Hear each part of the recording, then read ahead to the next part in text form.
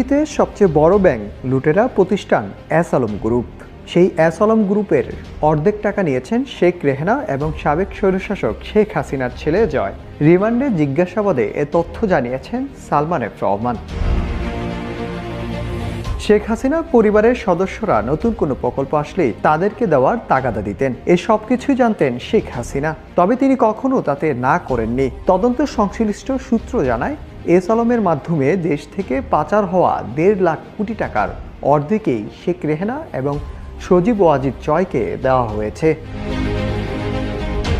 ঢাকা মহানগর গোয়েন্দা ডিবি পুলিশের হেফাজতে রয়েছেন সালমান এফ রহমান। তার দাবি, শেখ পরিবারের অতি লোভের কারণেই দেশের অর্থনৈতিক অবস্থা এতটা শোচনীয় হয়েছে। তাতে সবসময় সায় দিতেন সরকারের শীর্ষস্থানীয় কিছু ব্যক্তি। শেখ হাসিনাকে বোঝাতে গিয়ে অনেকেই ছিটকে পড়েছেন, কারণ তিনি সবসময় তার নিজের সিদ্ধান্তে